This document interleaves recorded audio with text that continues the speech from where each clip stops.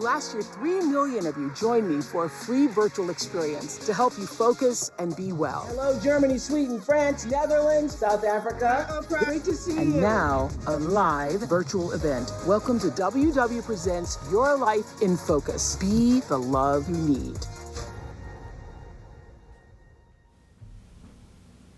Hello, everyone. Happy Saturday. Hi, all over the world. Hello, hello, hello. It is Valentine's weekend, and what I love most is seeing all of you on my screen this Saturday morning. I also love saying we are live around the world. And I know we're having a few glitches with Zoom. We're offering up our prayers to the digital gods that all of those glitches get worked out. But thank you for joining us. It's just incredible to me that we get to gather from our kitchens, our dens, our living rooms, our bedrooms together in our shared spirit of being well, even though we are separated by miles and by time zones. It's 3 a.m. I hear in Australia. I know that Megan Crest-Train is watching and so many others. Mel from Australia, y'all getting up at 3 in the morning. Thank you so much. And from Mumbai, you all are checked in, to Dubuque, to Dublin. You made it, so thank you. Our friends at Zoom just told me that we've broken their largest Zoom record ever this morning. Beyond that, how about all of you on Facebook and YouTube? Hey, I am feeling your energy. And before the show started, I was watching you all get centered with our new WW coaches from the US and the UK. Hi guys, I just think you all are so great. They are the heartbeat of WW's exciting new membership that we're calling Digital 360. Welcome to our WW New Digital 360 membership. I'm Coach Kayla, and I'm really excited that you're here. Digital 360 is designed to help you succeed. We're always on, always there for you. I was able to lose 86 pounds. I wanted to help other people experience that shift. You can follow as many coaches as you want, so you can really craft your team based on what's important to you. Coach Lives happen multiple times a day. Hi everybody! How are you guys? These are live, interactive sessions led by your coach. Actually, you know what? Chat time. We are going to talk today about what's in your fridge. I want to know how things are going for you this week. This is designed to help you set your goals, stay on track, keep motivated, and answer your questions. Healthy is an outfit that looks different on everybody. Another great feature, all of the on-demand content created just for you. Like guided walks led by Oprah. We can't wait to see and hear from you. Remember, we've always got your back. So the coaches ask you all to write a love note to yourselves. So let's see those love notes, those words again. See them up on the screen. What you got, what you got, what you got. Focus, get it, girl. I see you, Jessica. That's beautiful. Coach Brooks, love that. Flossom, Jocelyn, love that. Oh, capable, Alexandra, love those words. So I want to say thank you for making a date with me to get focused and be the love you need. Your time is precious. I realize that, especially in the midst of all that's been happening in our world. And I know that you've been pulled in directions that you didn't even know you had this past year. At WW, we believe in celebrating every little step on your journey to wellness. And just by you all saying yes to this morning on a Saturday, finding time to devote to yourself, you put yourself at the top of your to-do list. So give yourself a high five for that, everybody. You know, so many people feel guilty when they try to put themselves first. Years ago, I remember on an Oprah show, life coach Cheryl Richardson got booed the first time she came on and presented this idea of putting yourself first on your to-do list. Literally, the audience booed her. And I had to say, hey, y'all, this is not the Jerry Springer show. We do not do that. But women were insulted. They were like, who does she think she is telling us we need to be on our list? Does she have children? She doesn't understand. And I said, she didn't say abandon your children in the streets. She said, put yourself on the list so that you will be able to take care of other people.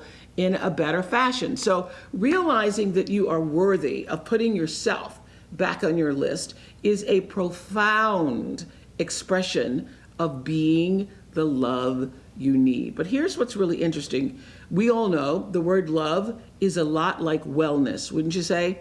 It means different things to different people.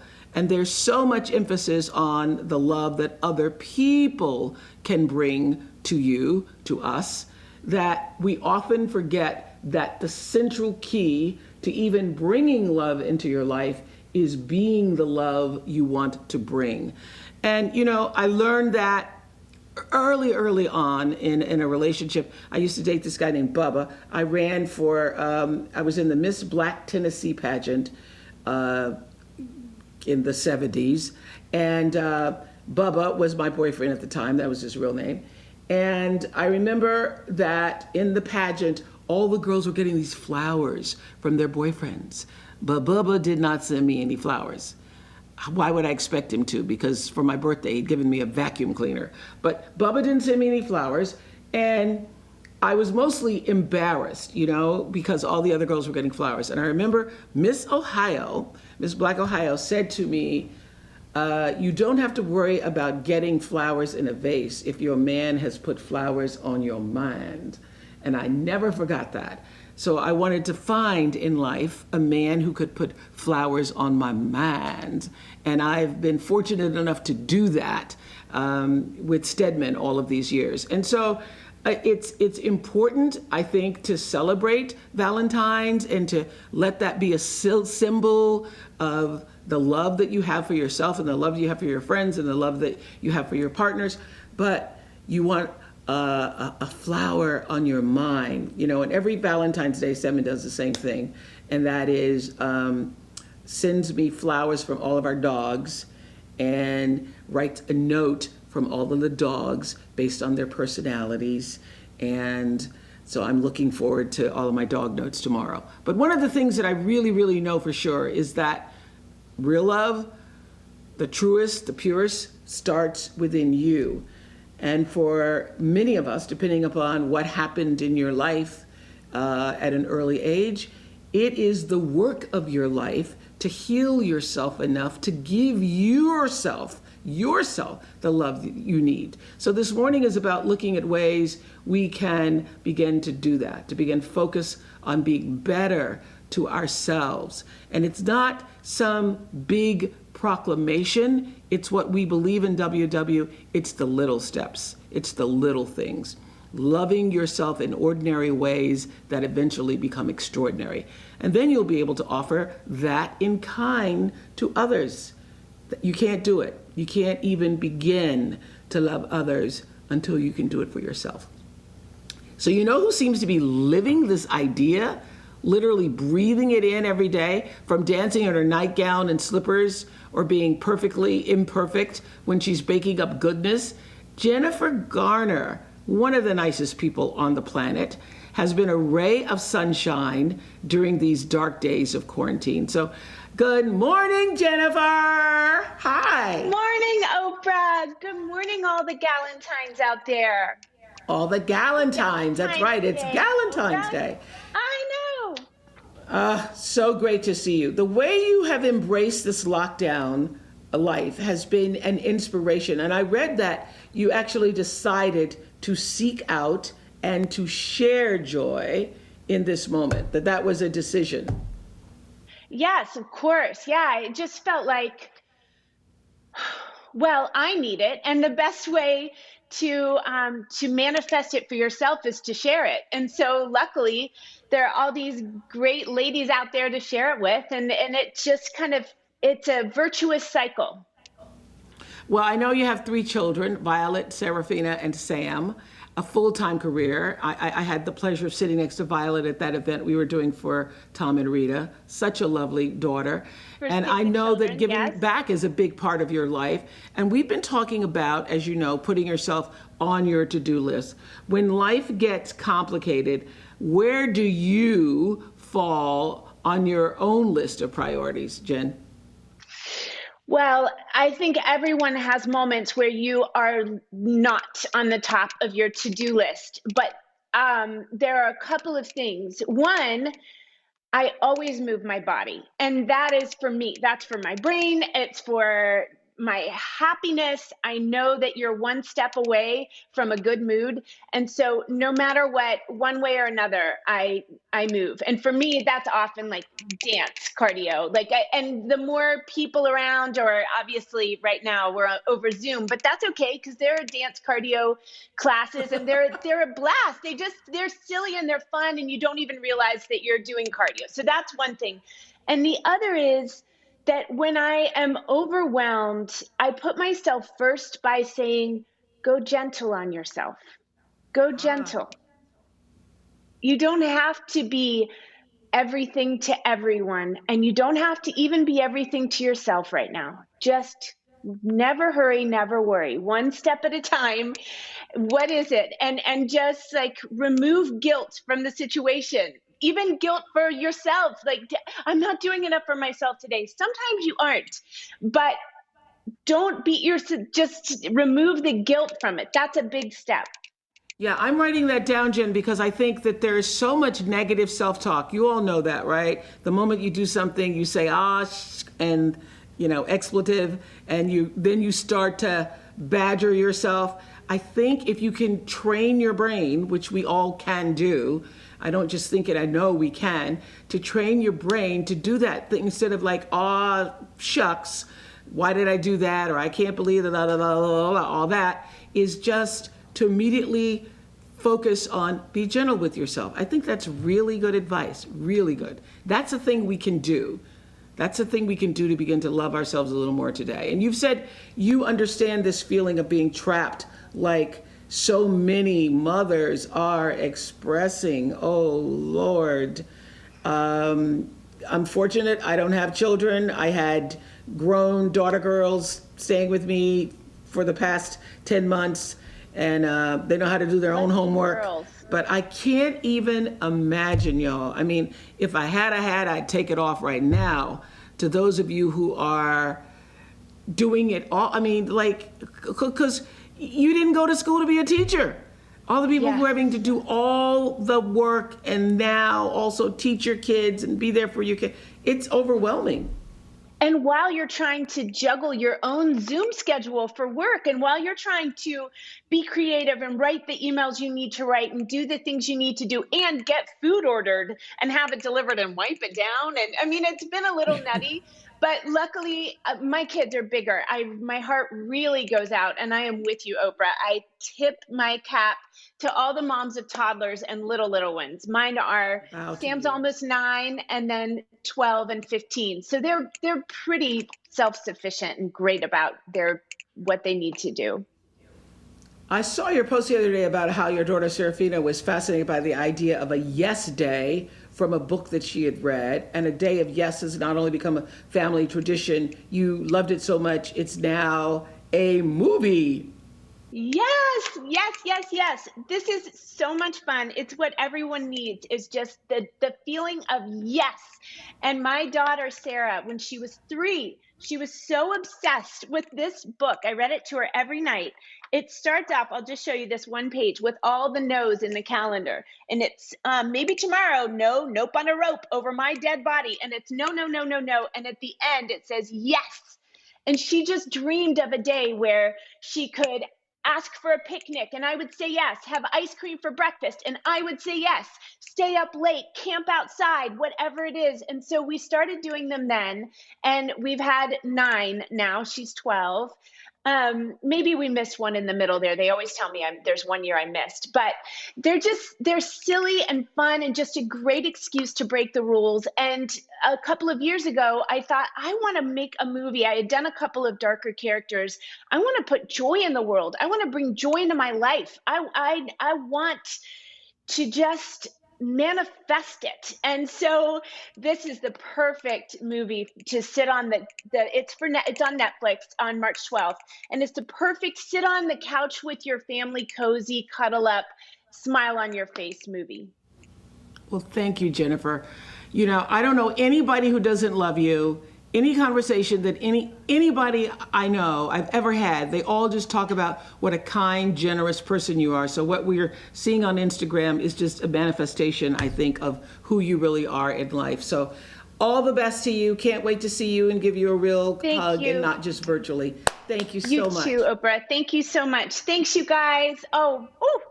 Happy Galentine's Day, everyone. Happy Galentine's!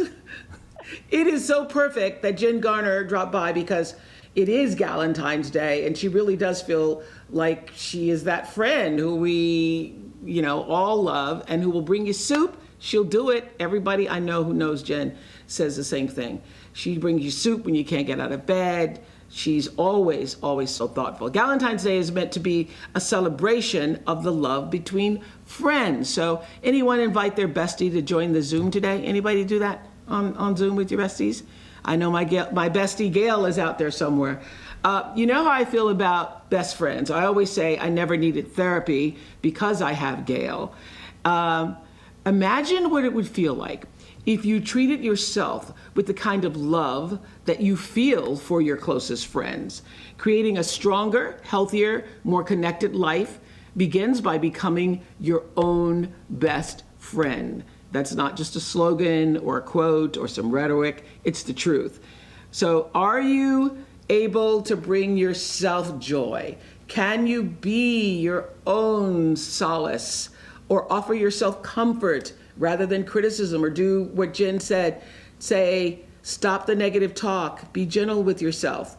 Maybe you stepped on a scale recently or tried to button your pants after spending months working from your kitchen table and you were disappointed. I have had that experience, so you just get another pair of pants. That's right. And are you able, as WW teaches, to treat yourself with compassion? Having reverence for yourself is what I mean when I say, be the love you need. And that's a beautiful word. Think about that for a moment, that word reverence. Do you have reverence? Do you revere yourself? It's a powerful thing to have reverence for yourself. I want to introduce now Dr. Shefali. Now, if you don't know who she is, oh my goodness. She's a clinical psychologist, the author of a trailblazing new book coming soon called A Radical Awakening. I have read it. I'm telling you, you should pre-order it now if you want a radical awakening, a shakeup in your life. Her earlier book, though, let me just tell you, The Conscious Parent, changed the way I think about parenting forever. I think I probably have, I counted the other day because I just gave a book to someone else, 21 copies in my personal private library, because anytime anybody in the world hints that they might be pregnant, I send them a copy of The Conscious Parent. So, best book ever in all the years I've ever been talking to experts on television, which is since 19-something. Dr. Shefali's book on conscious parenting is the best I've ever read. Hi, Dr. Shefali. Hello, Oprah. Thank you for having me here today. Great to see you. So will you please share with us the radical awakening of what it means to be the love you need? What does that mean to you? It's so powerful.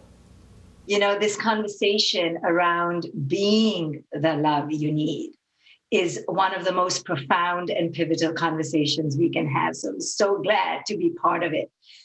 You know, as a clinical psychologist, I have observed that not being this love is the cause, the ultimate cause of our human suffering.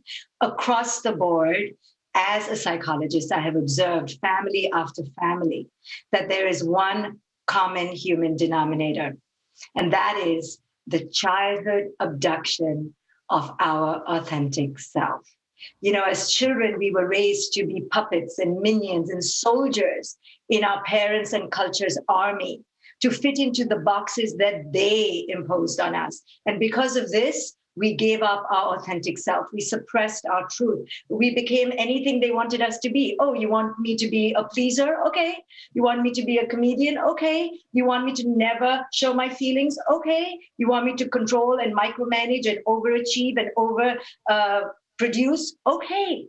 And so we split off from this inner truth, this inner knowing, this inner connectivity, and this abduction from true self actually created shame within us, this guilt to be our true self. That's why we women, especially, because we especially are trained, it's in our emotional DNA to be lost to ourselves. So we have shame now when we want to reclaim that true self. So this radical awakening that we need to go through is this epiphany that this true self is a stranger to us. And we've been looking for her or him through our food, through our lovers, through our children, through our beauty, through our body. And really, this reclamation. Through our things, through the acquisition of our things. And Yes. oftentimes, as you state in the very beginning of Radical Awakening, it takes something major in your life to shake you up and wake you up. Because, I just celebrated 67 years going around the sun, and I've been paying attention and listening all of these years to all the great people I've had the opportunity to speak to in so many different walks of life. And one of the things that I know is that the universe, the forces of life, are always trying to guide you to your best self. That's why you're here. And when you don't pay attention, when you allow that authentic self to be smothered, to be covered, to be shown in other ways, to behave the way other people want you to, it is constantly, the forces of life are constantly, consistently trying to move you choice by choice in the direction of your best, truest self. And sometimes it takes a major accident. Sometimes it takes something tragic to happen in order to wake you up. That false self, I liken it to the shell of an egg. So it is going to keep cracking in order for the truth to emerge. So sometimes it takes this epiphany, this pain portal that we're in right now, this pandemic, to birth us into our authentic self, where we realize that in order to be the love we need to endorse ourselves more than any other. We need to care about our intimate communion with our voice more than another's voice. Our approval of ourselves matters more than another's. And when we arrive at this place, this radically awakened place, now we are ready to embrace our sovereign truth. It takes so much undoing because culture's voice, our parents' shame, their guilt, their unmet dreams, their unmet expectations, that is the inner plague. And the real diet, the real awakening comes when we change that inner tape and disrupt those patterns. Okay, you say that we must honor our worth by asking at least one question. And what is that question?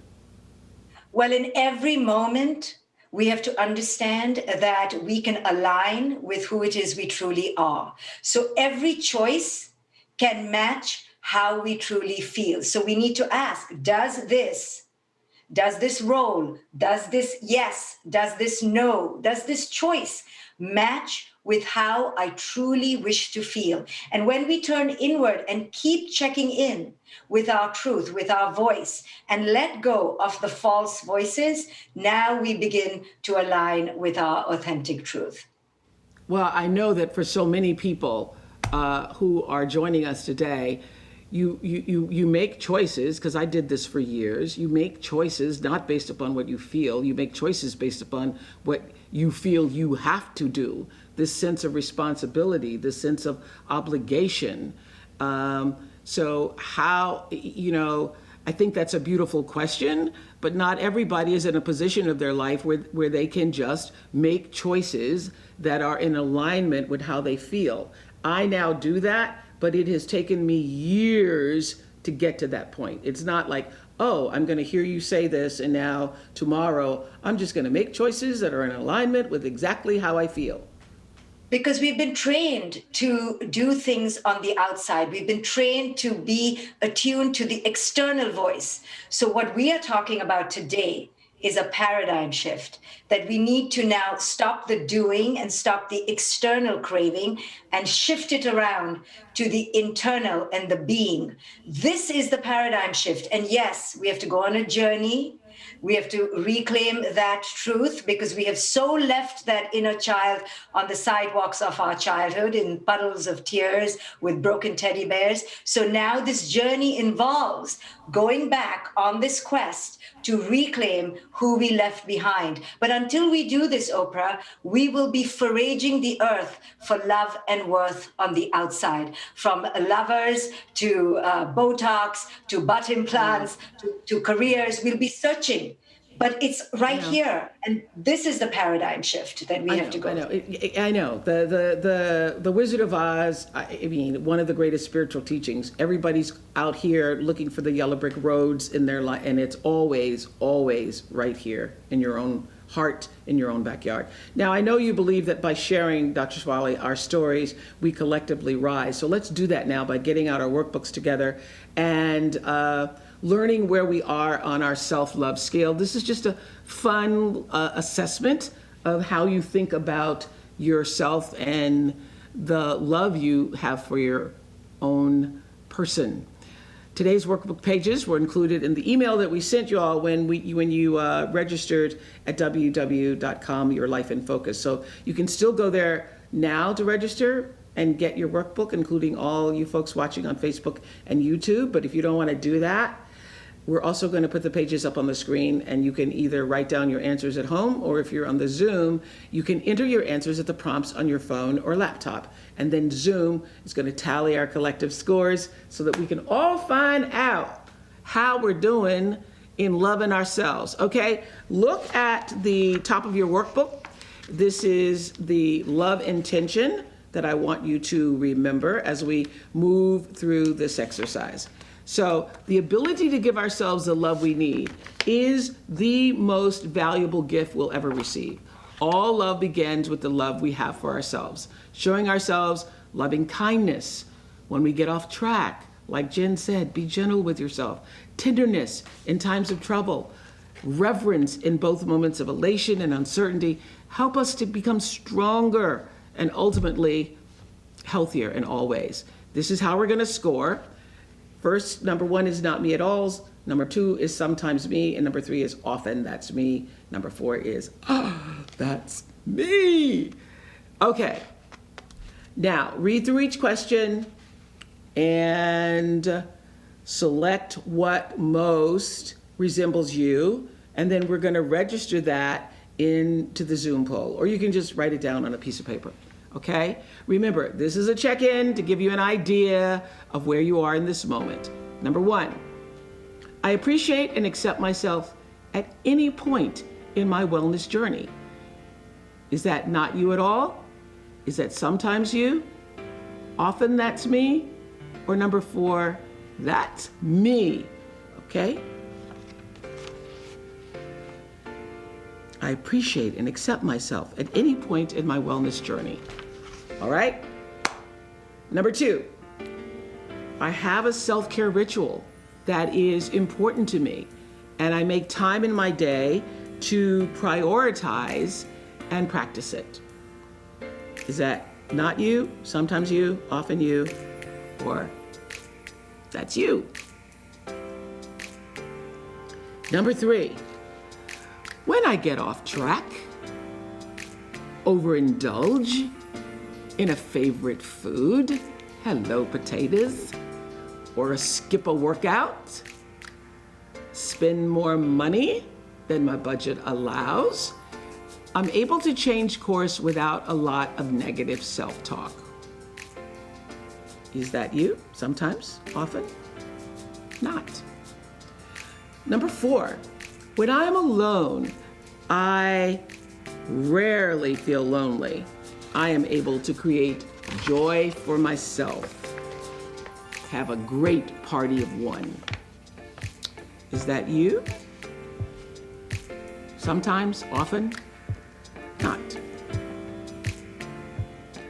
Number 5, when uncertainty takes over, I practice patience, giving myself the time I need to understand the situation as best I can.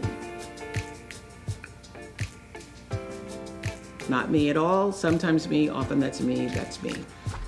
Okay? Don't forget to scroll down and hit submit at the end if you're doing this on Zoom. Now everybody add up your score. And we're going to talk about what those scores mean. Okay, raise your hand if you scored a 5 to 8. Raise your hand, let me see you. 5 to 8, anybody on here? 5 to 8. Rebecca, did you raise your hand?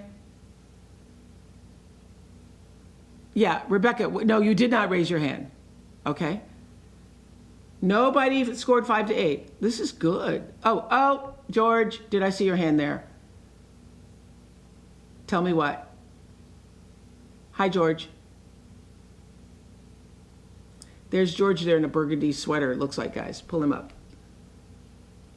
Hello. Hello, can you hear me? Hi, yeah, I can hear you, George. Go ahead. We can all hear you. So, yeah, I scored an 8, which I was like going, maybe I could change one of my answers and get back above 8. But I didn't. I was honest with myself. And yeah, I do well for the most part. And then when I do start to fail or start to go off track, I kind of go, just keep going, don't worry about it, just keep going, and I let myself go worse, and then I feel worse about it. So it's kind of like a ritual, perpetual thing. I go, if I fail, I keep going until I feel worse, and then I feel totally terrible. But then usually the next day I can pick myself up again, but it's.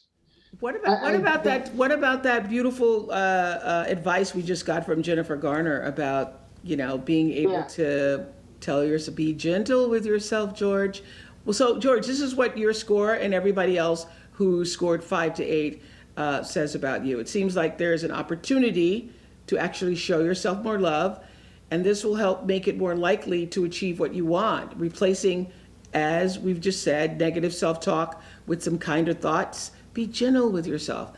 Can begin to shift your mindset, help you feel just a little better in the moment, and that's all you need is a little and then a little more, and before you know it, your whole vibration has changed.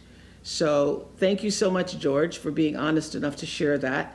Eileen from Illinois scored also an 8 and describes life right now as just spinning plates and says it feels impossible to put herself first. Tell us about that, Eileen. Hi, Oprah. So during the pandemic, that's completely accurate. I feel like I'm doing nothing but constantly spinning plates between homeschooling, cooking, cleaning, bedtime, bath time, and most importantly to my children is the role of snack servant. And it's like Groundhog Day every day. Snack servant. I love that term. So you managed to get everybody out for this morning. How'd you do that? Well, you'll be surprised how easy it is to find a babysitter when Oprah's involved. That's the truth, because I haven't had this in a long time. So thank you, Oprah. Virtual high five. Enjoy. So, Dr. Shefali, you say, because you've heard a bit of Eileen's story, our producer shared with you, and you say that Eileen is using control to keep herself distracted. Explain that. I think Eileen is overwhelmed like so many people. Yes, and because she's spinning out of control on the inside, that's what we women do, especially as us mothers, because we don't allow ourselves to honor what's going on the inside. We get lost in the doing and the caregiving and the helicoptering and over managing on the outside until the helicopter crashes to the ground. So Eileen was able to drop some of her plates this morning when she's coming on with Oprah. And this is a perfect symbol of how we give up ourselves because we don't think of ourselves as worthy. But she considered this moment with you worthy, so now she could drop some of those plates. So those spinning plates really are a sign and symbol of her inner world. Our outer world reflects the inner world. So the only way for Eileen to let go of this control that she's trying to manage everything and do it all perfectly. These are the masks we women wear: over competency, over perfectionism, overdoing, overachieving, over caretaking. Until we drop those masks drop those roles, there will be no space for the real quest, the real mastery, which is the inner mastery of her inner world that is really spinning out of control. What do you want to say to that, Eileen?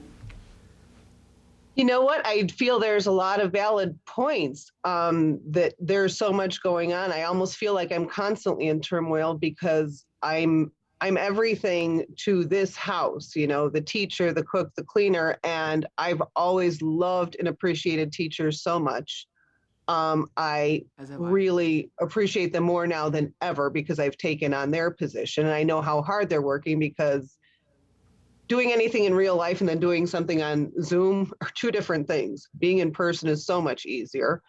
And I wish I didn't have to have all this control that I have to have and all these, wish I didn't have to wear all these hats that I do, but I do. So I'm just trying to stay afloat and survive and keep my kids healthy during a pandemic. And it's just really difficult right now. Life is never as difficult as it is now. Dr. Shefali, and one of the reasons why we wanted to talk to you, Eileen, is because you represent a world of other people. You are speaking, snap your fingers, nod your head. Is she not speaking for almost everybody here today? And, it's easy for anyone to say, you need to start looking inward and you need to drop some of the things that you're doing. So how do you do it? Which is one of the most important lessons I learned in the 25 years on the Oprah show, is that how you begin to do that is the key. Because it's not going to happen all at one time. So Dr. Shefali, what is the one thing Eileen and every one of us listening today who feels some of that spinning can begin to do? Well, if there's one thing I need people to recognize is that this outer doing is a distraction that we have created in order to feel worthy. And if we don't get it, that it's not really that we have to be the perfect teacher, we have to be the perfect parent, our children need to be fantastic students. It is not that. That is how we have fooled ourselves, because this is how we were trained to get an identity for ourselves, to get love for ourselves. But your children need to eat. Your children need to eat. They need to eat, but if they can't eat gourmet food today, they cannot eat gourmet food. If the kid cannot get an A grade, they cannot get an A grade. We must first be sane and healthy on the inside. The achievement and the perfection has to go. That is a false way we have been trained to get love. And we're getting distracted. And this pandemic is telling us, hey, slow down. Slow down. Let it go. The world is not perfect the way you thought. You are not in control. Death is around the corner. Step into the now. And this is a wake-up call. And we must shed those old roles of overdoing and overachieving. Our children are suffering because of it, and we are suffering.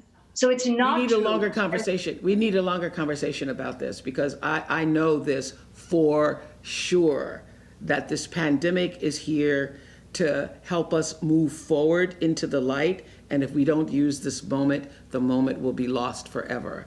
And I hate to think of what shows up next if we didn't listen to this. But Eileen, I just want to say that what it took to get, I'm looking at your background, and what it took to get your house this clean on a Saturday morning. May the Lord bless you for that. It's unbelievable. Thank you, Oprah. I mean, there isn't a speck of nothing, really. Incredible. Thank you so much. Thank you. Thank you. Okay, let's go back to our scores. Who scored a 9 to 12? Keep your hands up. Okay, I see you, Jeannie. Jeannie right there. 9 to 12? Hello? Tell me what's going on, Jeannie. That's Jenny, odd. It says odd Jenny. Hi.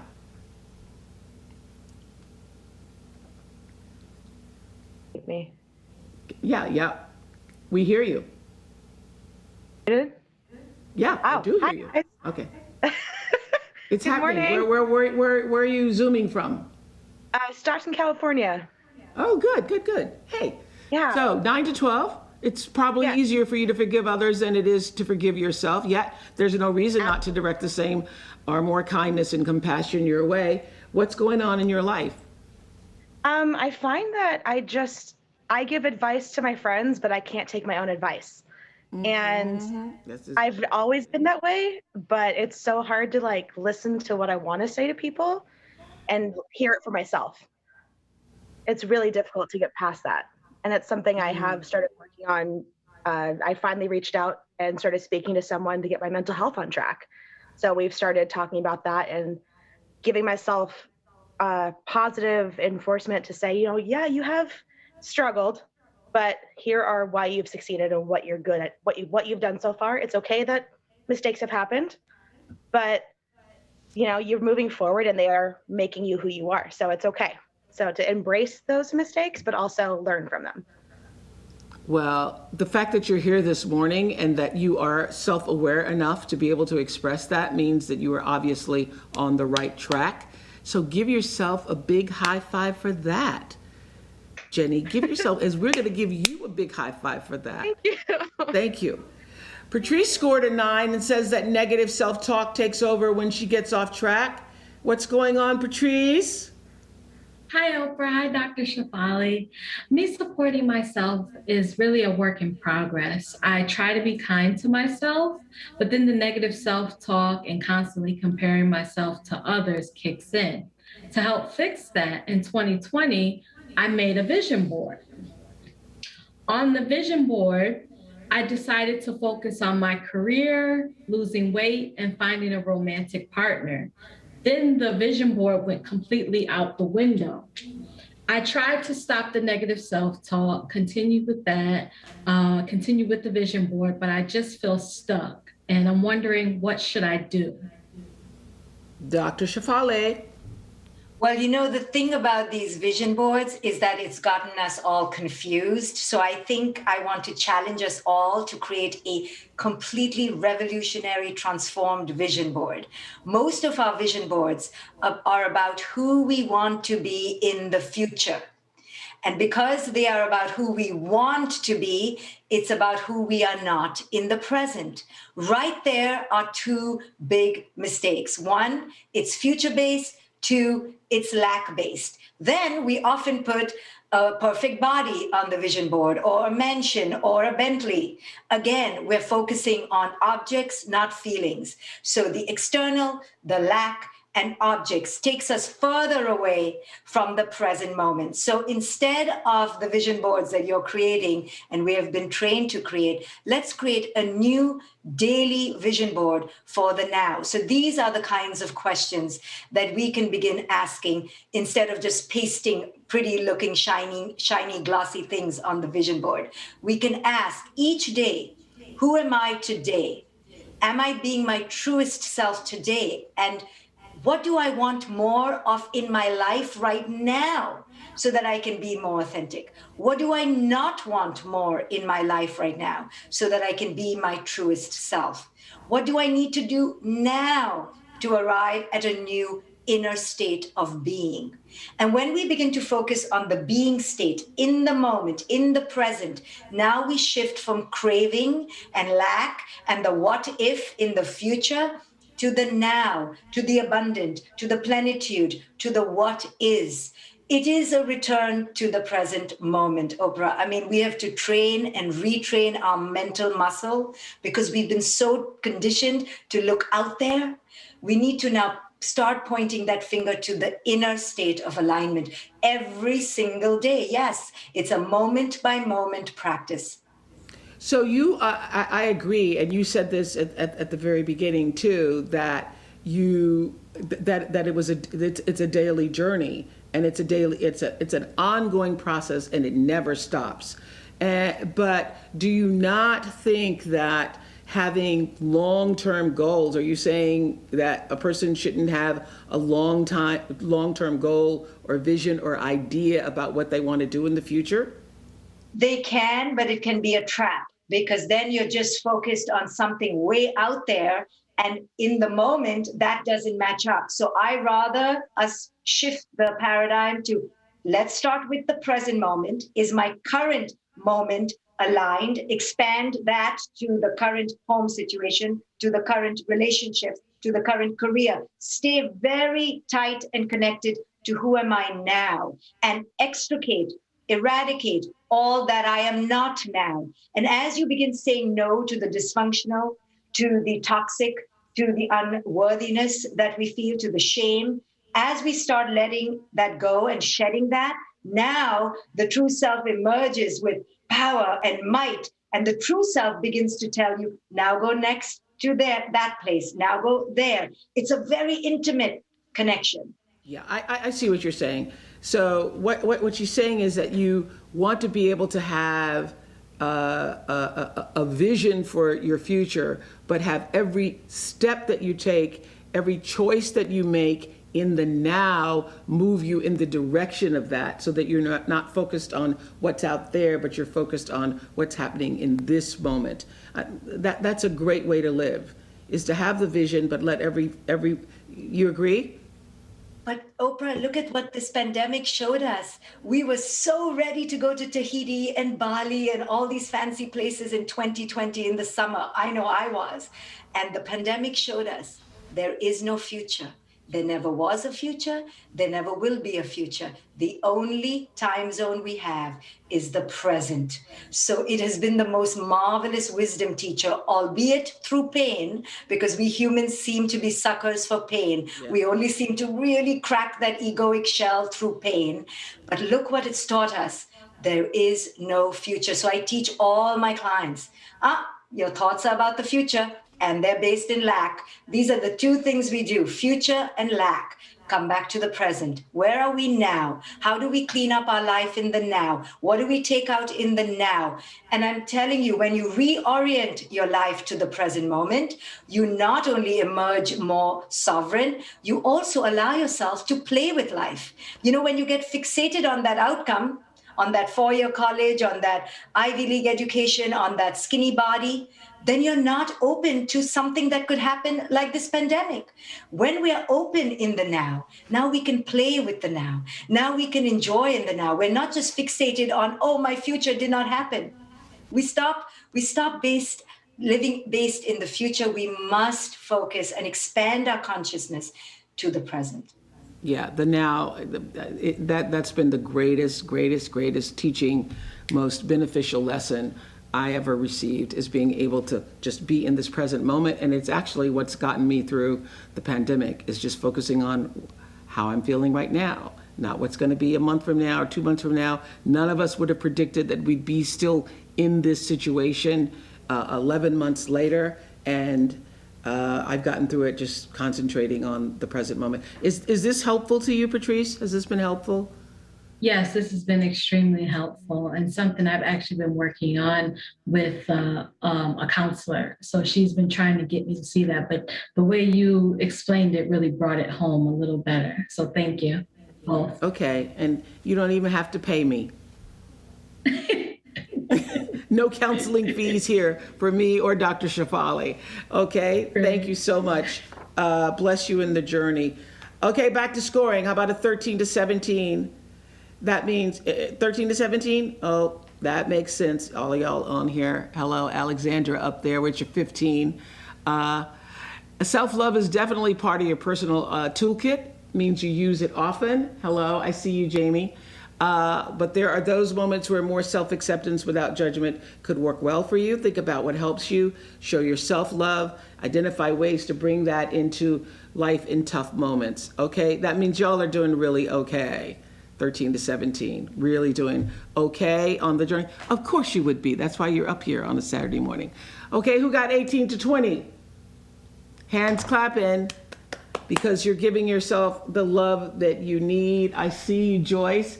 Very good, very good. By regularly practicing acceptance of and kindness towards yourself, you have lots of space to take in love, being the best version of yourself. Jocelyn, was that you too? You scored 18 to 20? Jocelyn in red? Nope, okay. 19, I see there. Coach Brooks. Coach Brooks, you need to score 19. You're a coach, okay? Okay. Fantastic, guys. Okay, let's see how everyone did as a whole. 5%, on Zoom, we're 5 to 8. That means, of course, because if you're on this Zoom, it means you're moving in the direction of giving yourself the love you need. Those of you who are 5 to 8, we're happy to have you here because it means more self-love is needed. 29% scored 9 to 12, 47% were in the 13 to 17 range, and 19% were 18 to 20. That's our self-love success story for this morning. Dr. Shefali, I can't, I could talk to you forever. I can't wait to talk to you on Super Soul about your book, Radical Awakening. I think the world needs to know and needs to hear what you have to say. Again, I say Conscious Parenting, best book ever for anybody who's having a baby, has children. Thank you so much for being here today. Thank you all. Thank you. Radical Awakening coming soon. You can pre-order it at radical-awakening.com. I've read it, and I got to tell you, life enhancing. One of those books that you'll end up keeping on your nightstand and want to refer to over and over. Recently, WW and I announced that we'll be creating virtual experiences like this one in the future. On a regular basis. And the reason we did that is because we know the importance of establishing a ritual together in order to create lasting change. So my hope is to help you all use this time to tune out the noise, turn up the volume of your life, of your inner life, with what you most desire. Or as Grammy Award-winning singer and WW Global Ambassador Sierra might say, level up. Welcome, Sierra. Hi, Oprah. Oh, great to see you. Great to see you. Great to see you. Where are you zooming from? I'm in San Diego. Oh, in San Diego. Great to see you. Love seeing you at that great football game the other day. It was great at the Super Bowl. I believe in the power of intention, and when you are very clear in stating your goals, the world rises up to conspire to meet you. That's what the alchemist taught us. And you couldn't have been more clear, I think, when you posted on Instagram last year that you wanted to lose 48 pounds after the birth of your baby, and then you and WW found each other, and that's how the universe works. So where are you now in your journey, Sierra? Oh my goodness. Well, I'll just tell you, I'm exactly where I'm supposed to be. I say that because, I had a moment where I had to give myself a little grace. We went on a couple of vacations, and so I kind of ate a few more desserts than I should have. But the beautiful thing about the WW program is, Oprah, is that it goes right with you. It's forgiving. It's not stressful. You don't feel pressure, and I get right back in and I start logging my numbers. And this week I'm actually back on track, like all the way on track. And so I'm excited. I'm feeling really good about where I'm going. And I just want to get to that next. I'm ready to close this thing out. I'm literally probably, I'd say, have like about 18 more pounds or so left. So I'm also enjoying the process. And I think that's what's to reach your goal, to reach your goal. Yeah, but you look so, yeah, but Sierra, like right now inside your body, first of all, you look fantastic to all of us. And how are you feeling inside yourself? Oh my goodness, I'm feeling good. I'm feeling like my best self, to be honest. And with this pregnancy in particular, I really chose to embrace every step of the process. Like, I'm really enjoying my curves. I actually want to hold on. I think my goal may change this go around versus what I used to want my goals to be. Like, I think I may want to hold on to 5 more pounds than I normally would. But because I'm really loving where I am, I'm embracing every bit of the process. And it is somewhat a new me, and I've had 2 babies before my most recent one. And again, I was a bit more intense in my thoughts and about my goals. And I just realized, like, literally sometimes you have to step back and look at where you are and say, I'm actually doing all right. I'm actually doing good. Like, I'm loving this extra, like the extra, my love handles or my hips. I'm loving every bit of it. And to the point where I've done a few cover shoots that I probably would have never done back in the days, because I would have felt like I had to be back to my base weight. I had to be back like to a certain size, but it's like, you know what? Love every step of the process, embrace every step of the process. And I just feel so much more empowered because of that. Well, and I love that you were talking about when you got back on track, which actually tracking, but when have too many desserts or binge a little, it's not like the end of the world because this isn't a diet. It's a way of living that does exactly what you have done, and that is helps you get back on track.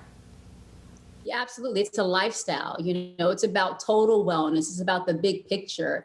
And again, that's a part of life. You got to allow yourself to enjoy the process, enjoy yourself. It's okay to have a little fun. You need to have a little fun. I think if we're so intense about everything, we'll be going crazy. And especially in this pandemic and being a mom of 3, it's I got to give grace. You got to give grace in the process. That's a beautiful word. And, somebody put yeah, that like this morning. Yeah, and like we say with the WW program, it's really easy and it's really fun, and you also get to learn a lot on the app, which is really cool. I'm like, oh, that food is only 0 points. Okay, I didn't know that. Okay, so you get to learn a lot in the process as well, which is really fun.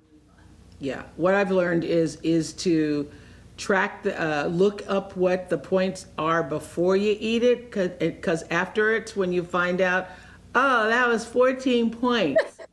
Not good. Exactly. You're not good raisins. Not good. Exactly. I go I felt so good about that meal. That meal was it didn't feel like it was crazy. And then like you say, you discover, you're oh, those points are really high. Or cheese. Cheese can add more points. I'm what the world, right? So, but you're right. Get the cheese. Educate yourself, and it helps. Cheese and peanut butter. I have learned to live not on the tablespoon version of the peanut butter, but a teaspoon can go a long way. You can get that teaspoon to go across the whole piece of toast. That's what I've learned to do. That's exactly it. And you start to kind of train yourself or condition yourself to knowing you don't need as much as you thought you needed once you absolutely. That's the thing. Gradually cut back. Well, Sierra and NFL star husband Russell Wilson welcomed a third baby last July. Little Wynn, what a great name. Wynn Harrison, who joins Big Brother Future and Big Sister Sienna. Now, you recently shared the prayer that you said that brought Russell into your life. And one of our team members, Joseph, said, the single people out there need to know what that prayer was. Could you share that prayer? This prayer thing, I mean, it's so funny, but it is real. I won't say I share the exact things that I said, but I'll give you the idea. I was at a very critical place in my life. I was a single mom, and I was just really wanting to envision where I wanted to go at life. And at that point, when you have a child, the word responsibility becomes really real, and there's really no room to kind of play around. And so I just kind of thought about, okay, where I've been, what I've gone through, and what I don't want to go through anymore. And I was intentional in my thoughts. I wanted a man of God. I wanted a man that loved kids, because obviously I had kids. A man that also, loved the world, loved being an adventurer, loved, exploring, all the things that I desired. I was kind of declaring it and praying and being intentional in my thoughts about that guy or that person. And it became so real to the point where you could taste I could taste what I was envisioning. It's I could see it, and therefore automatically in that same breath, I saw what I knew, what I didn't want. And I knew when I would see what I didn't want, and I would know it wasn't what I wanted. And so there was just, I just was intentional in my thoughts and intentional in my prayers. And I was ready to level up, for lack of better words. I was ready to go to the place that I deserved, to the place that I desired, the place that I hoped for. I was ready for it. And so that also, I think, was critical in the process. And there, you talk about self-love. There was a self-love phase for me that I thought it was important not to try to be in a relationship. It was important for me to take care of myself. And at that point, I was going to get my balance back. I was going to get my sexy on. I was like, I'm not going to be a single mom out here holding on to all this, the excess weight that I had gained. And I was like, you know what? I want to go to another place I've never gone before. And I committed to that. And that was my own personal goal. So it was really me more so envisioning where I wanted to go, speaking life into where I wanted to go, writing down where I wanted to go, and then pressing go to get there. So Yeah, that's kind of like a lot of, a lot of my thoughts that I had going on at that time. And it was game changing because once I committed to all of it, it just literally started to like happen, like just gradually and at the perfect pace for me.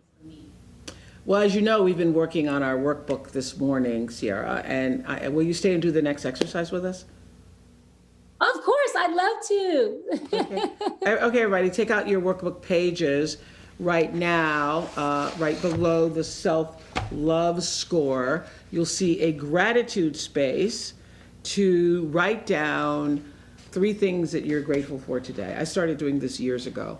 And I will tell you, you want to change your vibrational frequency, you want to change your ability to create abundance in your life, gratitude is it. That's how you do it. And you start with being grateful with the smallest of things. I've actually started replacing the word gratitude now with delight after reading this book by Ross Gay called The Book of Delights.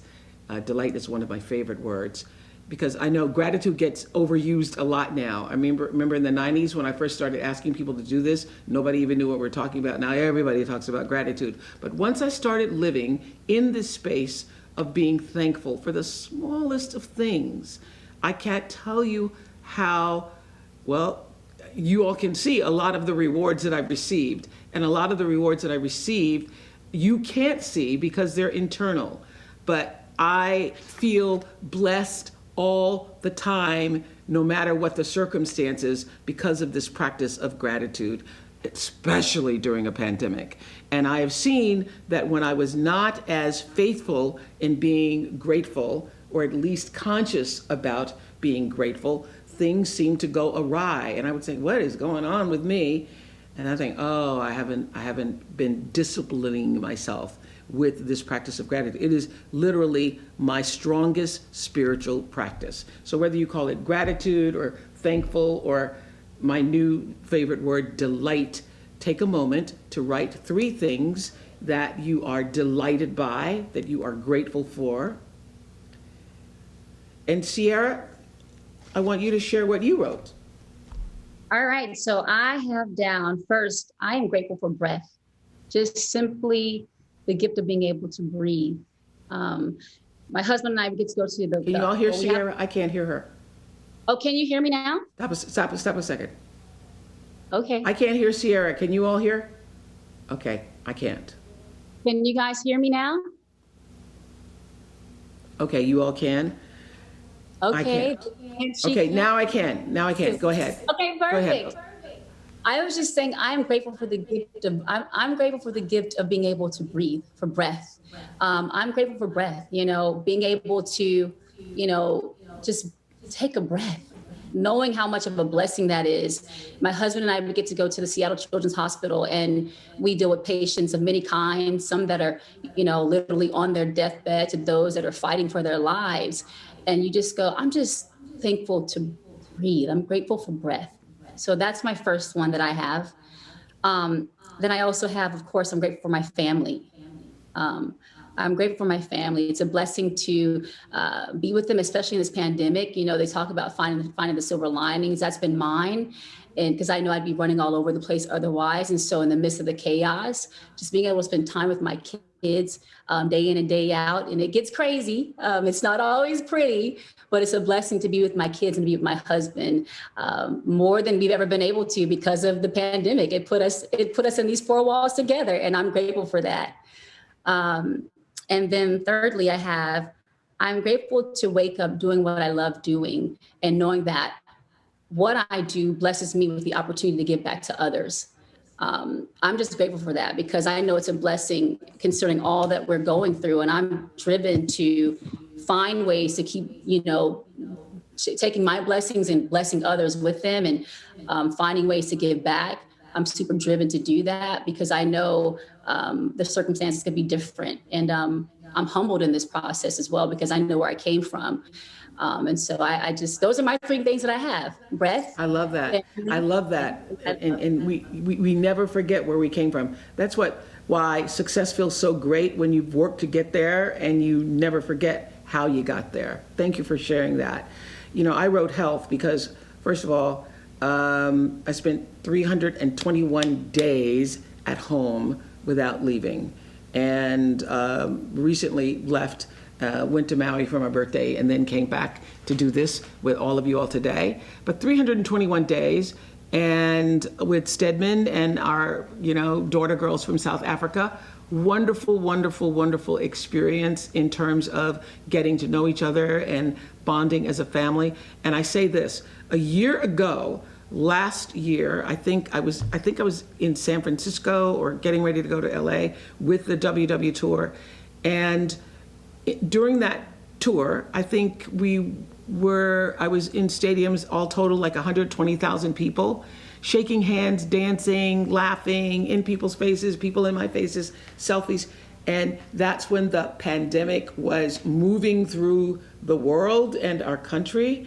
And every day it makes my eyes water. I thank God that I remained healthy through that everybody on our team remained healthy through that. That's when we thought, hand sanitizing ourselves would make us safe. Nobody was wearing a mask, and we were in each other's faces. So health is number one for me. Being able to have this digital experience with you all, top of the list. Being able to share in community, be of like minds with each other, means so much to me. And just the thing that Dr. Shefali was expressing, I have learned to live in the present moment and be content no matter what that moment is showing for me. And so however I can offer that in grace, in blessings, in knowledge to the rest of you who are here seeking that for yourselves, that higher ground for yourselves, I feel like such a blessing. Thank you so much, Sierra, for sharing yourself, your light, and your wisdom with us today. Oh, thank you for having me. And I just want to give a shout out to all the moms out there. I want you guys to know that you are not alone in your journey. Even for me, I like I say, it's not the prettiest every day. I can be a teacher's assistant at this point. We've all had to deal with the virtual schooling for our kids, but we're really built for it all. God has blessed you with the ability to persevere and to go through everything you go through. You are built for it all. So I want you to know that and be encouraged by that you have the stuff. You got all it takes. And again, it's not going to be pretty every day, but you can really push through, and you will if you speak life. I'm a believer that when you speak, you have a chance to tell your life story. So when you speak, say great things. I can, therefore I will. I am, therefore I can. Words are so powerful. So speak life into where you are. Speak life in your trials. There's a scripture I say, a scripture that we love here. Consider it pure joy when you face trials and tribulations of many kinds, for the testing of your faith produces perseverance. James 1-4. Consider it pure joy in the midst of the storm we're going through right now, because it's going to be great on the other side if you keep your faith strong. So I just want to encourage you guys to do that. And thank you for having me, Oprah. It's a blessing and honor to speak with you today. And I'm proud to be such a joy to have you as an ambassador. Thank you so much. Thank you. Okay, a few weeks ago, I happened to see a photo of somebody who joined us last spring for our virtual experience. At the time, she just started a wellness journey, and I'm telling you, I did not recognize her. I did not. I saw this photo. Somebody said, "Look at Kim," and I said, "Kim who?" So we called her and said, "Hey, Kim, will you please check in and tell us how you doing?" Here she is, Kim Whitley. Oh my. Hey, girl. Hey, how you doing? That's funny. You're like, who is that? I said, who? Kim who? Kim who? So you joined us for our virtual experience last spring, and you just started, and now you're actually glowing. I hear you said you've had your own wellness awakening. You're down 29, I want to say 30, but it's 29, 30, a lot. And stand on one foot, it's 30.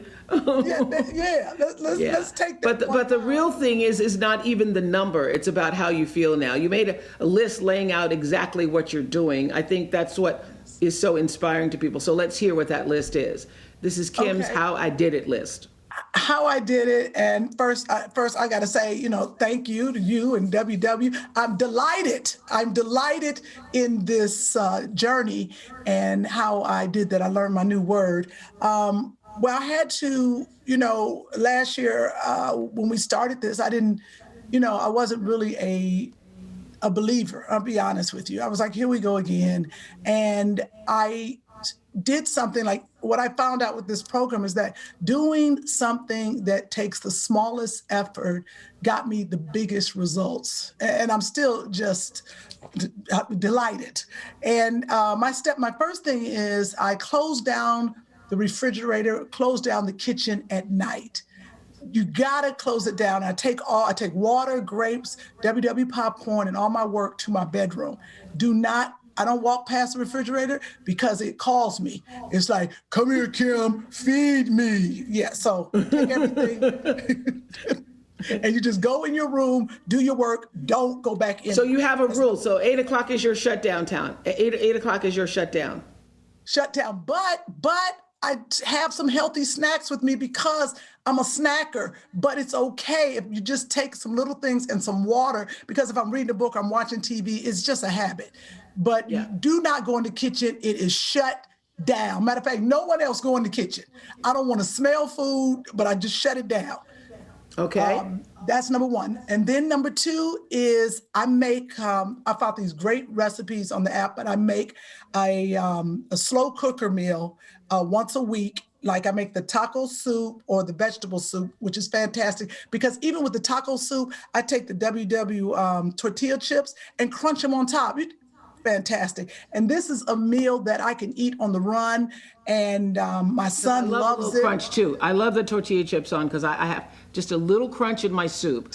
If I just have the soup, I feel like I haven't had a meal. But if I have the crunch, I feel like I've had a meal. I feel like I've had a meal, and those right there, it's a WW thing, and it's not, you feel good and you're full. So I love that, and the whole family loves it. So that's great. Number three is water. I didn't believe in water. Okay. But water. I keep 2 bottles of like the 8-ounce water by my bed. So as soon as I wake up, you down both of those. And I started with 1 bottle, it was very difficult, but water, even when I'm be honest, go over my points. When I increase my water, it still makes things better. It doesn't show up like you have a good week.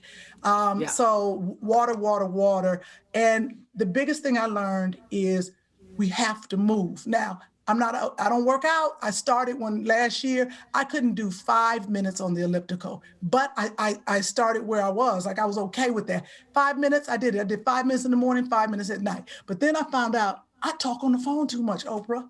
So by the time I talk on the phone 2 hours to my friends, 20 minutes here, 20 minutes, I could have been walking. So now I get on the phone and I walk around the kitchen. I walk around the yard. I just walk as I'm talking because then now I've had my conversation, put the phone on speaker, and I've moved for 30 minutes. Because that's all I do is talk on the phone. Why not work out at the same time? If you get on the that is really good. That's that to move, to at least move while you're on the phone. I mean, if everybody just did a little bit of that, big changes. Seeing someone's then and now photos are always motivating, but when you actually hear what they're doing to be well, it enables you to see the roadmap to possibility for yourself. So Kim, keep the healthy living going. Thank you for being kind enough to join us on this Saturday and share what you're doing. And I wanted to say thank you so much. And I just want to say, because I saw myself on a TV monitor, Oprah, and it's the first time I saw myself and I said, oh, you're pretty. First time in my life I felt good. So I'm delighted and I'm grateful. Thank you for the journey. Thank you. Thank you, Kim. Thank you. The beauty was always there. Beauty's always there. And now it's just healthier. Okay. 3 years ago, I sat across from James Corden on his show, and he challenged me to make him cry. Apparently, he heard that sometimes happens. And so... Charlotte, Carrie, Max.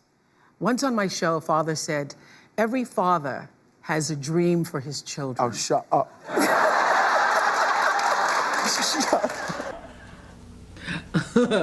Well, it turns out you did end up crying, and then we laughed a lot. Now it's my turn to interview you, James Corden. I could not be happier to welcome, actually, not even happy, more delighted to welcome Emmy winner, Tony Award winner, and a 2021 Golden Globe nominee, James Corden.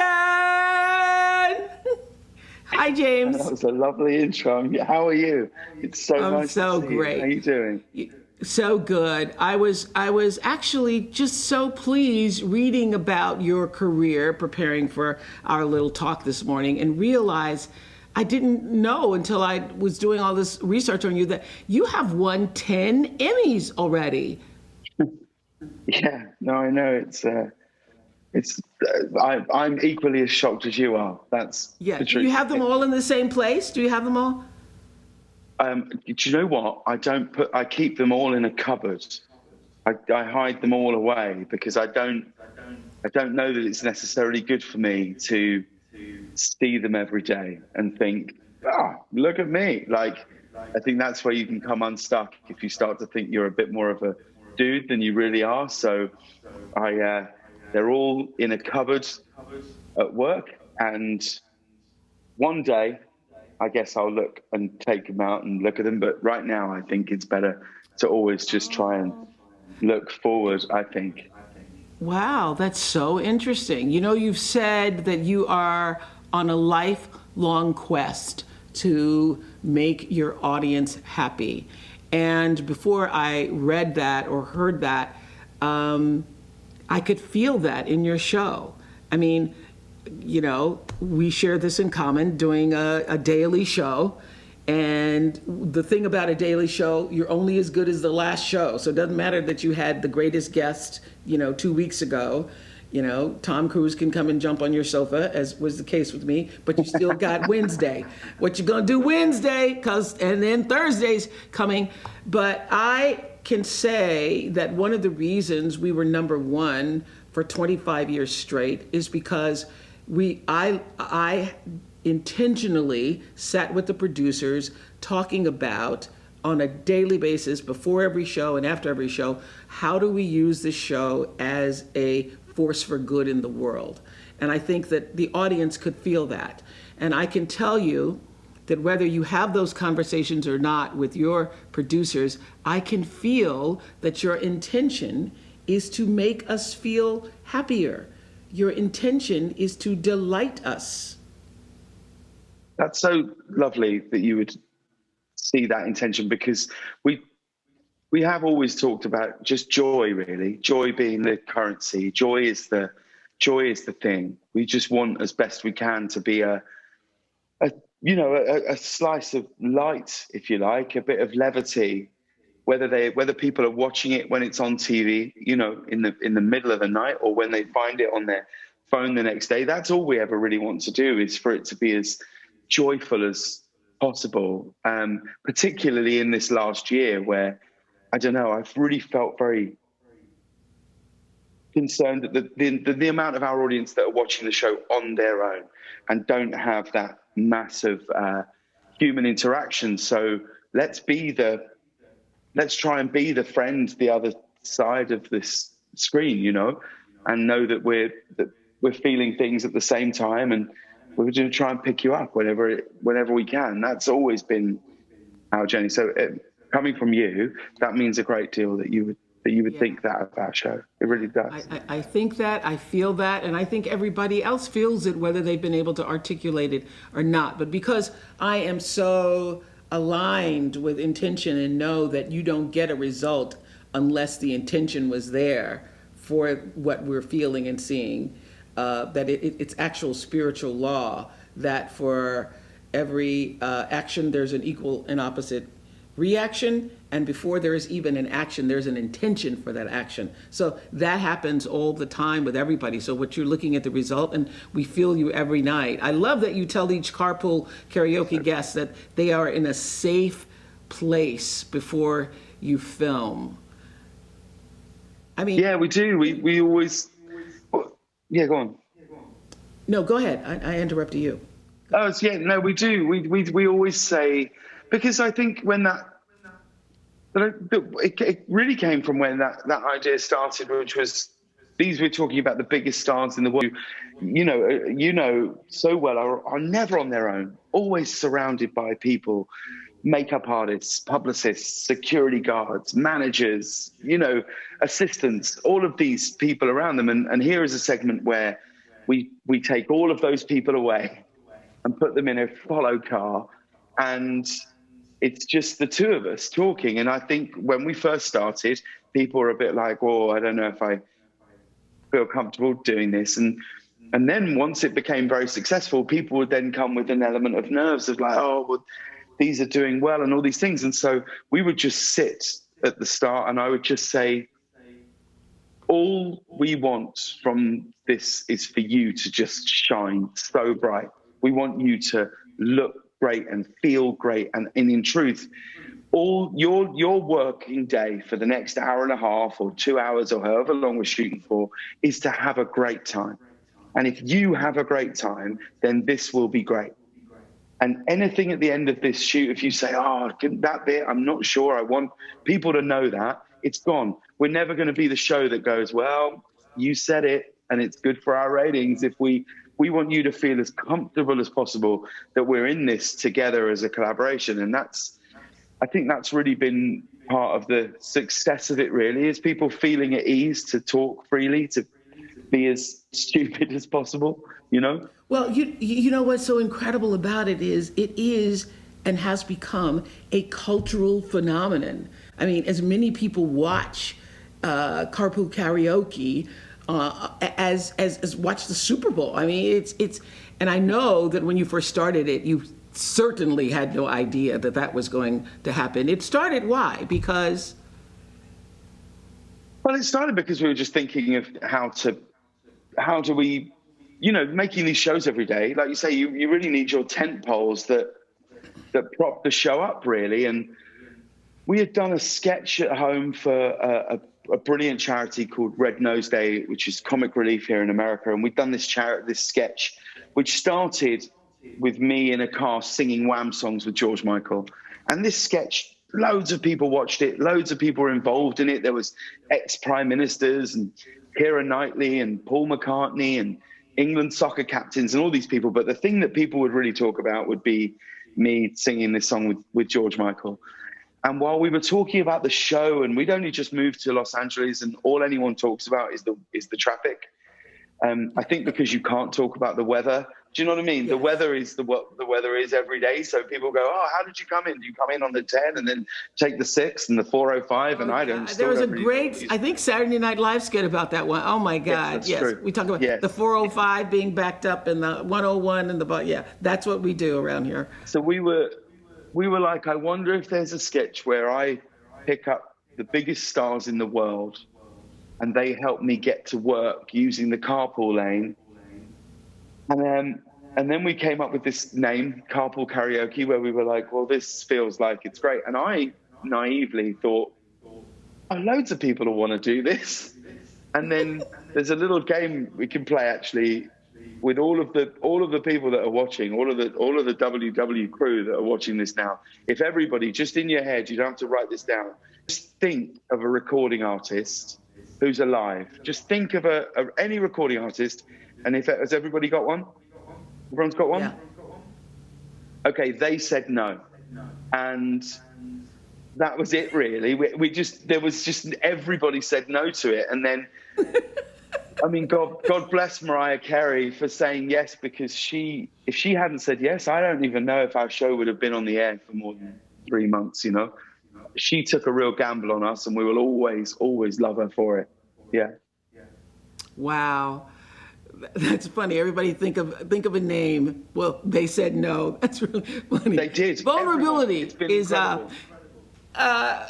And now they don't. Everybody wants to do it. Vulnerability is something we don't often consider when we think about self-love, but really it's what opens us up to lasting change. And for me, vulnerability is being willing to express the truth, no matter what the truth of who you are, the essence at your core, what you're feeling at any given moment, being able to share that with other people who are worthy of your vulnerability, because you don't just go opening yourself up to everybody. even though I used to do that every day on the air. But I think one of the reasons for the success of the Oprah show all those years was my ability to truly be myself, which is what we feel from you every night.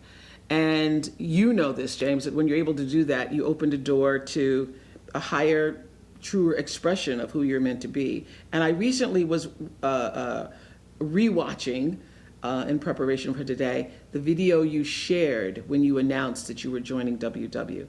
This, to me, is the essence of vulnerability. I wanted to share with you a decision that I've made.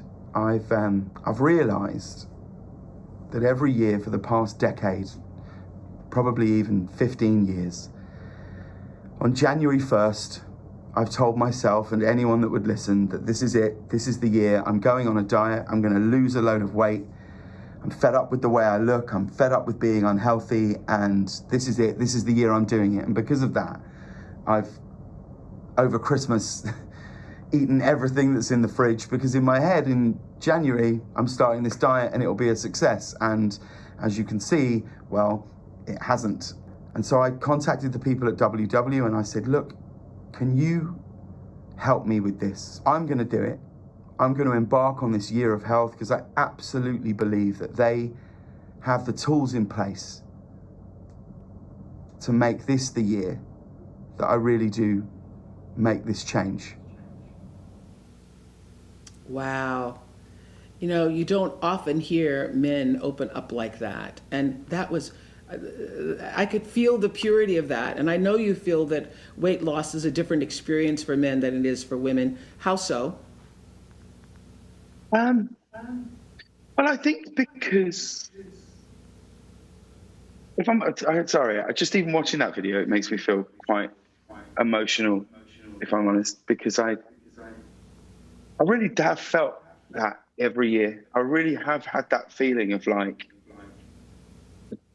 it's the definition of madness, really, isn't it? To just keep doing the same thing. Keep doing the same thing over and over and over and expecting different results, which is never going to happen. And so I do think as a man, it's historically seen as, it isn't very sexy to say that you're on a diet, or it's not very manly somehow to want to make changes in your own health, because men drink beer and we go out and it doesn't matter what you look like and all those things. And I actually think it's the single most positive and sexy thing you can do, to say, I would like to be a bit healthier. I would like to be a healthier presence in my family, for my children. I would like to feel better. And I think what I realized, my biggest issue, my biggest problem has been that I've constantly gone on diets, and I've seen them as diets. The diets that we've all done, you know, a shake in the morning, a shake in the evening, and all that nonsense in between. And they can have for me, they've had a short-term impact where I may have lost 10 pounds in, I don't know, a month. And then 2 months after that, I'm 20 pounds heavier than I was at the start of that thing. And what I realized is that there is no quick fix to this. This is a journey I have to go on, where I have to change my relationship with food and change the way that I consume food. And I don't have to starve myself of all of these things that I love and enjoy. What I have to do is be more accountable for what I'm putting in my body and think more about that every day. And I have to say, I found it started on January 2nd. So yeah, I found this past 5 or so weeks incredibly transformative for me. I've really, really enjoyed it in a way that I've never enjoyed a diet before, really. And part of that feels like, I think, because I wanted to put that video out there, maybe subconsciously, to make me really do it. I found it a lot easier than I thought. And a lot of that is genuinely down to think what I've realized is that this isn't just connected to food, but in this sense, let's do that. As soon as you open yourself out to people and say, this is how I'm feeling, and I think I might be struggling with this, you will be met by a wave of people going, how can I help? Whereas if I hold on to those things and I'm, eating stuff out the fridge at midnight and then feeling rubbish about it, then you're never going to get that support unless you sort of ask for it. Like, my wife has been incredible in this. In my whole journey with food, she's been really, really amazing with me. And I've really found this past 5 weeks like I'm on the start of a journey that I'm determined to finish, and I feel that I can. Am I talking too much? Have you all disappeared? No, I love that. So you said to our producers, everybody's like applauding, and I saw some amens in the corner there from Alice. And thank you all for showing the love here to James, because we've all felt this. We have all felt that this is going to be the year.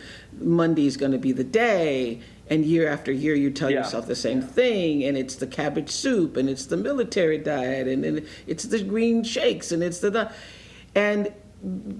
thing that we all here love about WW is it's really not a diet, as Kim was saying. It's a shift in the way you see your relationship with food, and it's there to help keep you on track. So how has it been different for you this year than every other year that you've made that promise to yourself?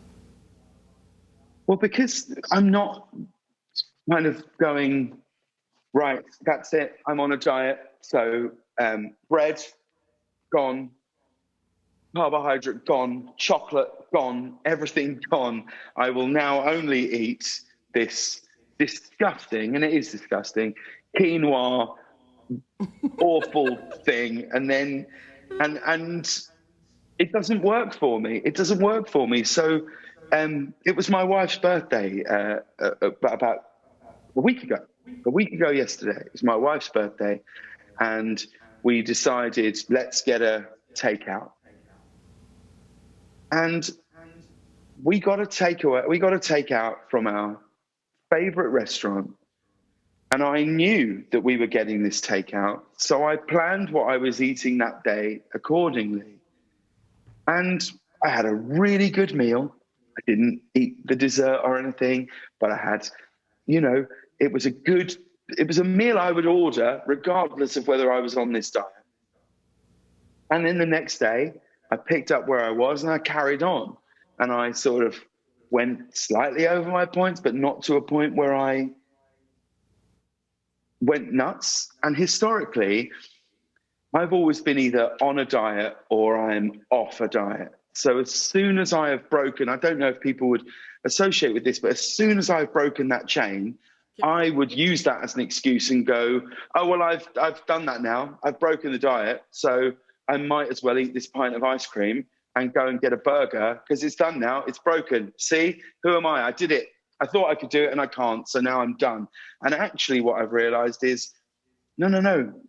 I'm still not really wanting to talk to myself in the third person. But I, have had some long conversations with myself in mirrors before where sometimes I go, is this what it's going to be? Are you going to look like this forever? And some days I go, oh, I don't want to talk to you today. And other days I think, yeah, okay, let's make a change. And what I've realized is you can't break this and not, because this is it. This is what we're doing. And so this is what I'm doing. And I'm going to think every single time I put food into my body, I'm going to be aware of what it is. And I feel very, very smug when I'm in like the break room at work and I use the scanner on the app, because I was actually in the break room the other day and I used to always eat these bars at work that I thought were healthy, Oprah, and they looked healthy. They presented themselves as healthy, if I'm honest. They told me in their packaging that this is a health food snack. So I'm in there the other day and I was kind of hungry and I'd forgotten I really love the baked protein bar, the WW protein bar. I'd forgotten to bring it with me. So I went in and I thought, well, I'll eat one of those bars. That's a similar protein bar. I scanned it, 11 points. I was gobsmacked. I was eating 2 of these a day. I may as well have been eating a Mars bar. It's ridiculous. So it's just made me more aware of it all, you know? Yes. That's exactly what WW is all about, is the consciousness, making yourself more aware of what you're eating and taking responsibility for that. And so have you seen success? Yeah, I've lost 16 pounds. I've lost 16 pounds. In 5 weeks? Yeah. And I've been doing some exercise, which I hate. I just can't bear it. So I'm using the word hate. But my wife is so good at it. Do you know what? My wife is actually planning a little circuit for us after this. So we do it together and we do some weights and these little runs. And I moan about it constantly. And then I have to begrudgingly say later that afternoon that I do feel better about myself. And that's what we're doing. But again, it's about support. So yeah, that's what I do, a bit of that. At the very least, we'll just take a walk together, which is really lovely for us. It doesn't, you know, and that's what we'll try and do, is that really. But yeah, I'm down 60 Do you have a favorite pounds. go-to, aside from those bars now, do you have a favorite go-to WW meal? What comforts you? What yes, there's so many. There's this. Have you done? And I've been telling the people at WW Oprah, and I'll tell you, this should be out and sold as a kit. There's a great recipe, and it's really quite easy. It sounds complicated, but I promise you it's quite easy, for a chickpea pizza, which I think WW should be selling as a chick pizza. And if you don't do it, I will. And, you know, you'll rue the day that you didn't. But it's a chickpea base with a little marinara sauce and then not too much cheese. And then we put like broccoli and red onion and stuff on it. And just last Sunday, because it was the Super Bowl, the kids wanted to order pizza, which for me is just a nightmare.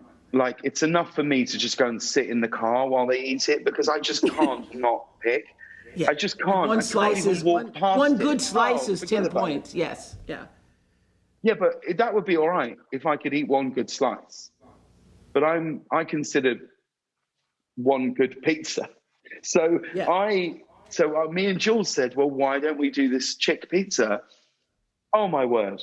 It was sensational. I urge anybody to search out that recipe, because you can also make the base like the day before and keep it in the fridge, and it will go kind of hardish, and then you can make it up. And we did it with the kids, and they had a pizza from the delivery place, and me and Jules ate this, and it was amazing. I felt so smug about myself.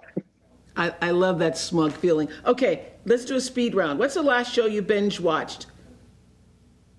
Oh, properly binge watch. I'm watching fully binge watched is a show called Normal People on Hulu, but that's been out a while now. But there's also a French show on Netflix called Call My Agent, which I find really funny. I'm enjoying that a lot.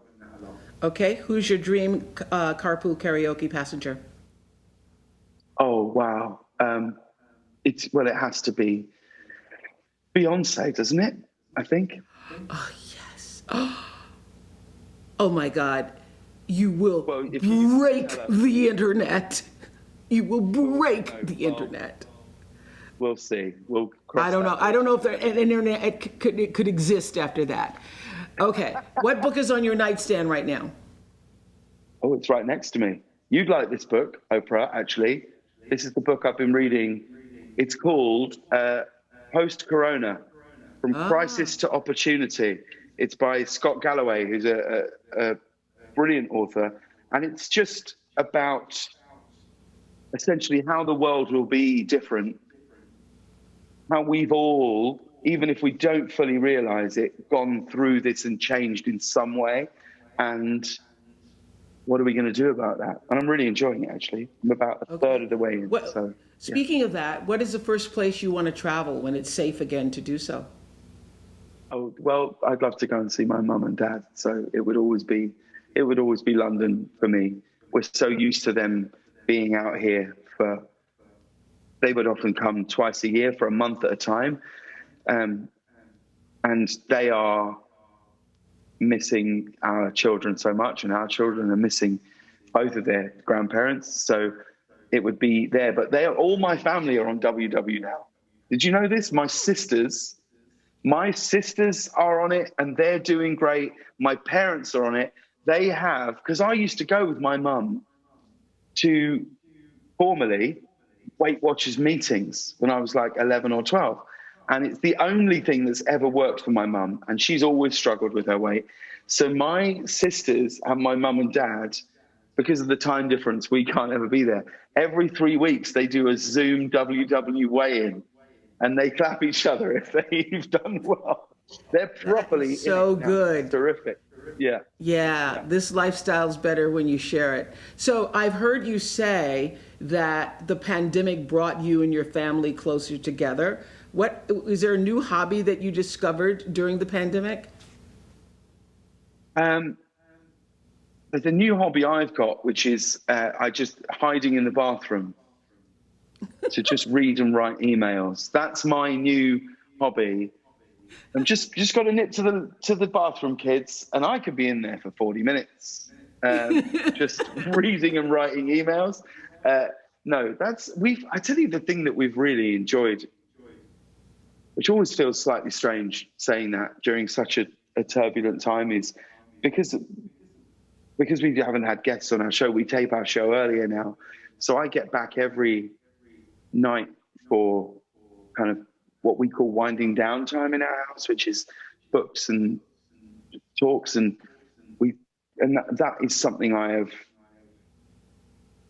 really, really loved so much, is sitting with our children and talking with them and about everything that's been going on. It's probably that really is, and it's a miracle that my wife hasn't killed me or left me during this time. Let's be honest.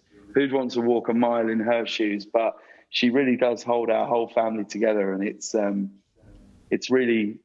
a challenge for everybody. But I will say, like, since starting this WW and being on the app and stuff, and I get loads of messages from people saying that this isn't you, it's not me, and I promise you it is. I'm right there with you, and if you ever want to have a chat about anything, I'll be right there. And I really do feel like I've joined something which the benefit for my life and my family is going to be monumental, because I already feel it, Wow, that's so great. It's great speaking of chatting with everybody, it's great to connect with you today. It's great to have this connection. Glorious. And thank you so much for being so open, so vulnerable, for sharing your truth in a way that we are all amening to. We know it, we feel it, we've been there. And thank you for being on this journey with us. Thanks. Oh, it's such a pleasure. I can't tell you what a pleasure and an honor it is to just be in your orbit, Oprah, for a minute, but like to be with all these people who I have so much respect for, because we're all of us told that this is easy. We're all of us told somehow, somewhere, by somebody in our lives to just pull ourselves together and, well, just don't eat that. And what are you doing? And it isn't. It's really, really hard. It's really, really hard. But like being here, doing this, checking in with each other, being aware of it, we can make those changes and then inspire some other people to make those changes. And we'll never, ever be those people that go, well, it was really easy. I lost all this weight and it was so easy. It isn't. It's really difficult. But I'm right there with you, and I know that you're right there with me. And in a year's time, we're all going to be so ripped. We're all going to be so ripped, Oprah. It's going to be crazy. I'll be sat here with a shirt off. I'm going to be like The Rock. Okay, let's do it again. Let's do it again when you reach goal. Do you have a goal? Or are you just moving until you feel like you're in the right body for yourself? Well, I've gained so much weight. You know, I was 7 pounds, 8 ounces. And ever since then, I've just gained weight and gained weight. Now, I'd really like to experience a day, just one day, underneath 200 pounds. That's my plan. But like when I met my wife, I was about 280. When I started this on WW, I was 236. I'm now like 220. And I would really love to experience a day underneath 200 pounds. I'd like to be the weight that Sierra was when she started the diet. That would be a dream for me. But hey, you can't say I just want to be there for a day. You gotta, make the shift, the paradigm. And then I'll just sit around it. Yeah. I'll be 202. I'll be 194.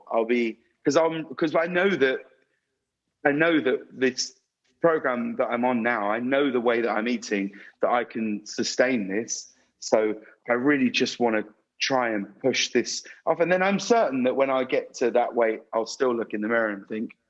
So you must have started, since you've lost 60, you said you were at 226 and you now at 220. You must have been at 236 when you started because you've lost 60. Well, I was, sorry, yes. Yeah. I was 236 and now I'm 220. Yeah. And then, so I'm really, really going to try and keep going on this. Yeah. Yeah.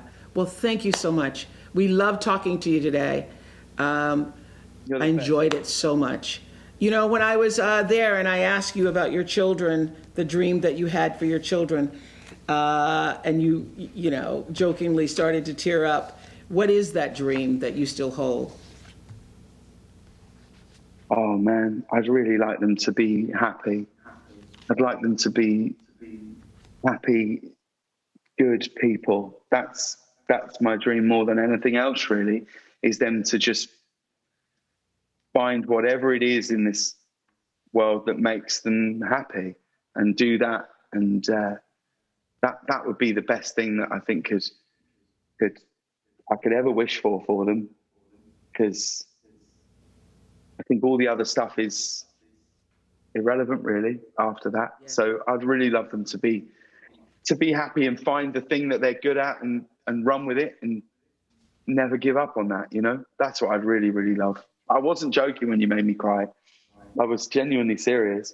You have this crazy gift. And I mean, even just talking to you now, I can't believe it. So it's always a joy to be in your orbit. It really, really is. And what you're doing here, because you spend so much of this time talking about other people and asking questions about other people, what you're doing here, you doing this, you being part of this right now, staying, checking in, and whether it be out on the road, which I hope one day so much you get to do again. But doing all this, you just don't know what it means to people. You really, really don't. You don't know how much it means to all of us. I mean that, truly.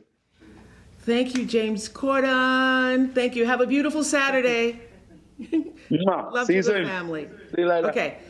This is what making a commitment is. It's not I want to. It's not I really want to. It's I'm going to. And Eckhart Tolle once explained to me what a goal means to him. He said the reality of a goal is that it's already a vision inside you. So all you have to do is get still enough to let the vision resound within you. And so what you all have decided this morning that you are ready to commit to, have you decided? Maybe it's to hold 20 minutes in the day just for yourself. It could be that you're going to stand up and stretch during your next Zoom, or do what Kim Whitley said, you're going to at least move when you're on the phone, or take a walk when you need it most. Well, at the bottom of your workbook, you're going to see a commitment contract. And after our time together ends, before you step back into the swirl of your life, I want you to take at least just give yourself 5 minutes to think about everything we talked about today and complete your commitment contract. It will help you get clarity on how you can bring the love that you need to your life. And WW and I have a text number. Here it is on your screen. That's 917-924-4450, 4450. And we love reading your texts and staying connected. So everybody watching on Facebook, YouTube, and this Zoom right now, I want you to write down that number. And then when you're finished with your contract, and the contract is a symbol of a commitment that you're making to yourself. It's not some little hokey, corny thing. It's a symbol. It's symbolic. You know, if you sign a contract with anyone else, in partnership with anybody else, you're going to hold up that contract. You're going to be held accountable for that contract. So this is a way of being as committed, as faithful, as sincere with yourself as you would if you were making a contract with somebody else. So I want you to text us which boxes you've checked on how you're going to commit to being the love you need, and also how you plan to kickstart your commitment. We can't wait to see those. Wasn't that conversation with James, weren't you? I'm so moved by that. I was really moved by that. So I am so grateful that you all chose to give us your Saturday. Y'all got dressed up too. Look at this on the Zoom. I wonder if everybody stood up, I wonder what we'd see on the bottom, but y'all really look good on the top, I gotta say. Okay. You know, you're looking really good on top. And I'm so delighted that you all chose to gather here with us to activate what you already know to be true about your wellness journey. And just take a minute to give yourself love for that. You know, it is true that the life forces, the universe rises up to meet you exactly where you are. And you're being here today saying, I want to move in the direction of wellness and goodness in my life. God heard that. Your life hears that. And that's going to happen. So the meaning of wisdom for me is recognizing that the moment when what you know aligns perfectly with what you're feeling. So being able to ask yourself today and tomorrow and the next day, what would giving yourself the love you need feel like in this moment, and then Patrice, the next moment, and then the next moment, and then the next moment. You don't have to worry about what's going to happen March the 15th or May the 12th. Just in this moment, what can you do in all of your actions, all of your choices? How can you serve the energy of your soul in love? You know the answer when every cell of your body starts to vibrate with your own truth. You know, because when something's right, we all feel it. You change your vibration. That's why I was saying gratitude changes your vibration. When you're filled up by what you're doing instead of being drained by it, that's how you know. And then the people in your life also take notice. They're like, what happened to you? They'll see that the truest version of you emerging, standing in awe and wonder of how you achieved your goals. They're like, what's happening with you? There's a beautiful poem by Nara Waheed in her book called Salt. I have it on my nightstand, that says, I love myself. The quietest, simplest, most powerful revolution ever. Loving yourself is a revolution. Let that revolution begin today. That is my hope for all of you. Thank you so much for joining us on this Saturday. I'll see you again soon. Dr. Shivali and I are going to keep the conversation going. You can see that and watch this entire morning experience all over again on the WW app. Bye, everybody. Thank you.